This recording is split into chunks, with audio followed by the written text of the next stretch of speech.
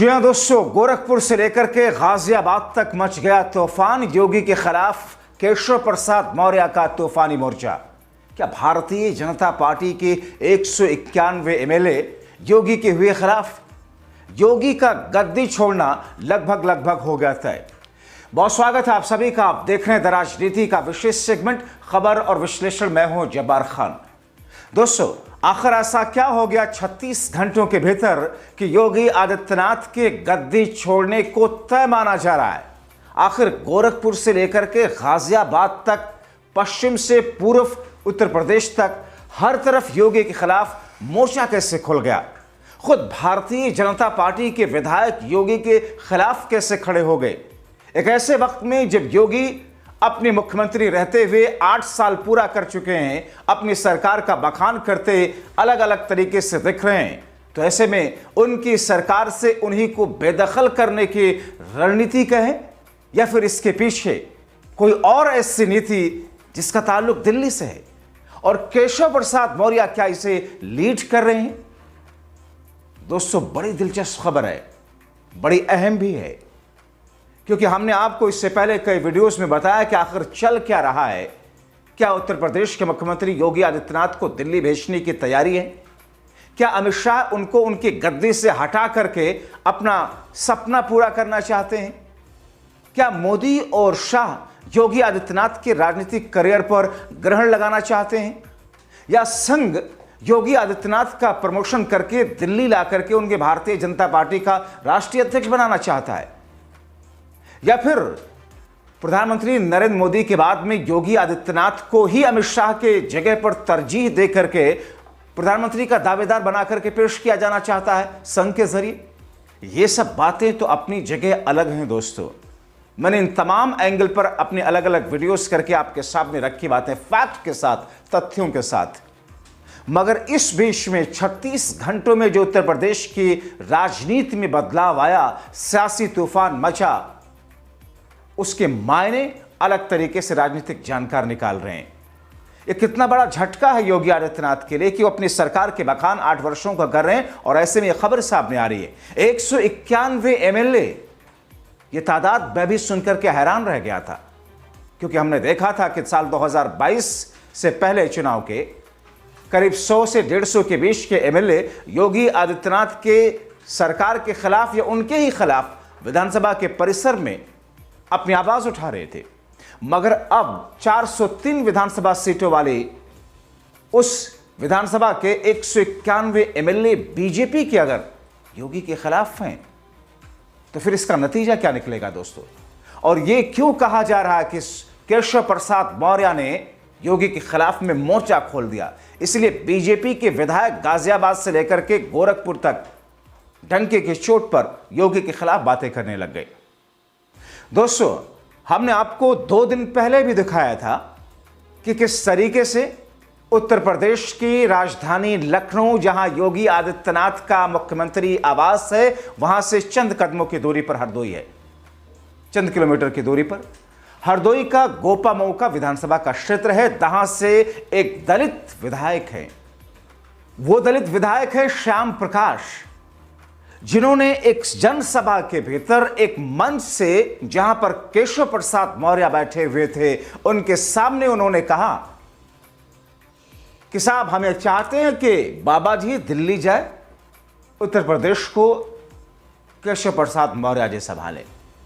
सिर्फ एक ही समाज नहीं, सब समाज के लोग, उत्तर प्रदेश के लोग चाहते हैं केशव प्रसाद मौर्य को, और केशव प्रसाद मौर्य अब प्रदेश को आगे ले जाएं।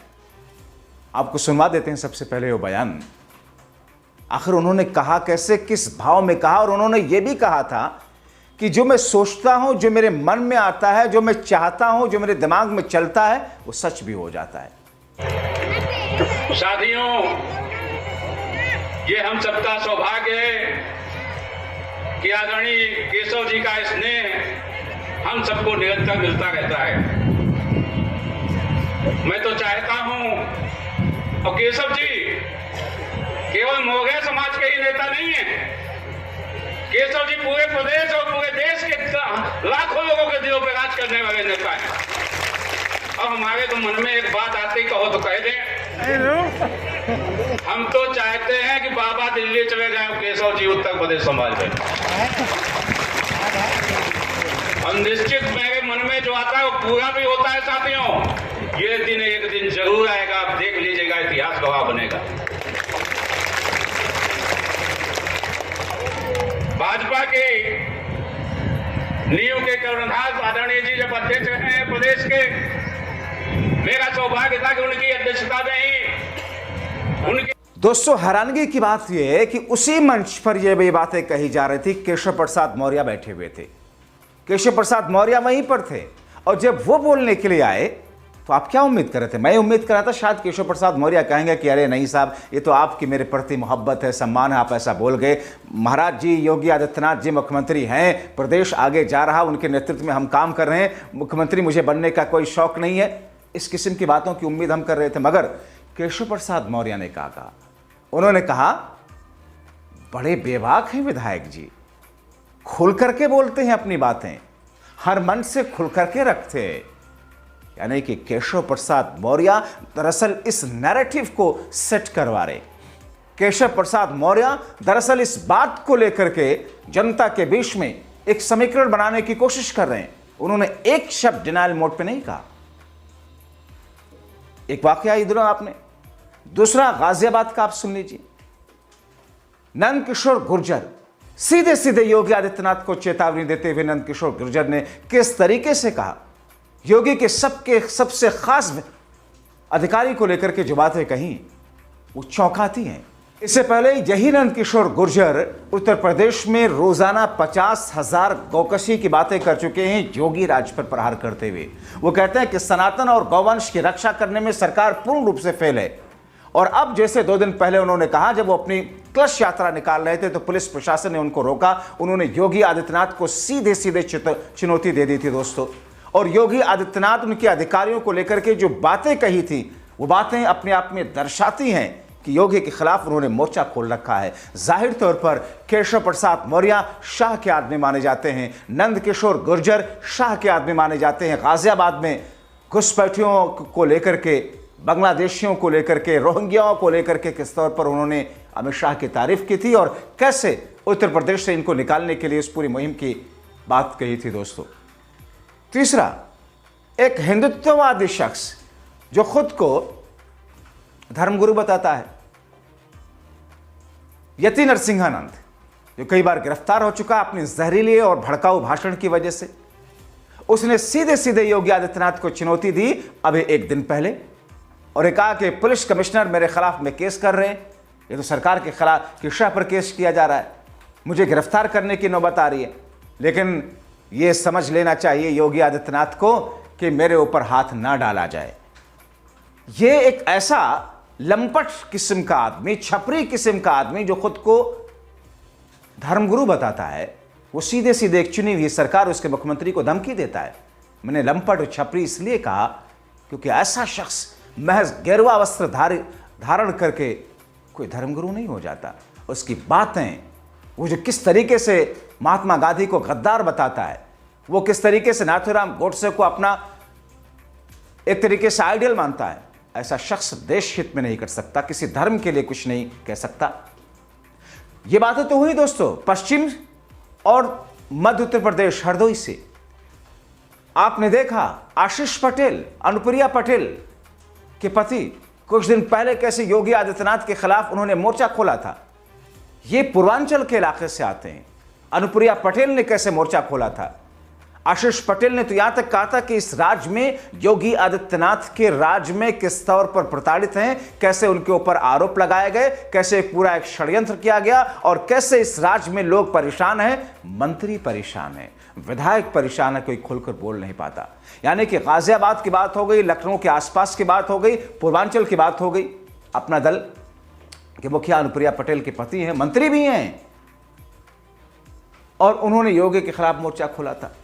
इतना ही नहीं, ओम प्रकाश राजभर कैसे योगी सरकार के खिलाफ, योगी आदित्यनाथ के खिलाफ मोर्चा खोले हुए थे और आए दिन पानी पी पी करके कोसते थे। यहां तक कि जब उनको मंत्रालय में जगह मिल गई तो जरा वो शांत हुई, लेकिन हाल के दिनों में उनके कार्यकर्ताओं की पिटाई के बाद में पुलिस के जरिए उन्होंने फिर से वही मोर्चा खोल दिया है और कहा, यहां तक जा रहा है कि साहब उत्तर प्रदेश में एनडीए के, उत्तर प्रदेश सरकार से जुड़े हुए एनडीए के खास दल जिन्हें मुस्लिम और अल्पसंख्यकों का वोट मिलता है, वो भी सहज नहीं है योगी के साथ में।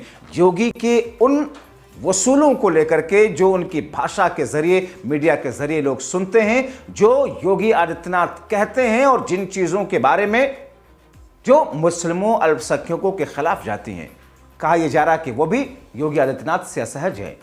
यानी कि साहब गाजियाबाद से लेकर के गोरखपुर तक में मध्य उत्तर प्रदेश हर तरफ योगी के खिलाफ में मोर्चा खुला हुआ है। और केशव प्रसाद मौर्य ने जिस तरीके से इस मोर्चे की कमान संभाली हुई है, ये मैं नहीं कह रहा, ये हालात बता रहे हैं। पहले भी आपने देखा लोकसभा में चुनाव में हार के बाद में या सीटें घटने के बाद में योगी और केशव में लड़ाई हुई थी, राजनीतिक तौर पर बहसबाजी हुई थी। उस मीटिंग में, समीक्षा बैठक में योगी ने सरकार की बात की तो केशव प्रसाद मौर्य ने कहा कि संगठन सरकार से बड़ा होता है। उससे पहले भी कसक तो पुरानी है, 2017 के वक्त की जब बीजेपी जीती, केशव प्रसाद मौर्य मुख्यमंत्री बनना चाहते थे क्योंकि वही प्रदेश अध्यक्ष थे, ओबीसी चेहरा थे। लेकिन योगी आदित्यनाथ के ऊपर आरोप लगा कि उन्होंने डंके की चोट पर मुख्यमंत्री की कुर्सी ले ली। तो क्या अब योगी आदित्यनाथ के गद्दी छोड़ने के लिए जो दबाव बनाया जा रहा है, वाकई केशव प्रसाद मौर्य उसे लीड कर रहे? और अगर कोई पीछे से शक्ति नहीं है तो विधायकों की आवाज ऐसे कैसे आने लग गई? यति नरसिंहानंद जैसे लोग कैसे योगी आदित्यनाथ को चुनौती देने लग गए? आशीष पटेल ने जो भाषा का प्रयोग किया बिना किसी के शह के, कैसे वो करने लग गए? केशव प्रसाद मौर्य कैसे 36 का आंकड़ा दिखने लग गया उनकी बातों में, उनके आचरण में? दिल्ली से शाह की शह बताया जा रहा है।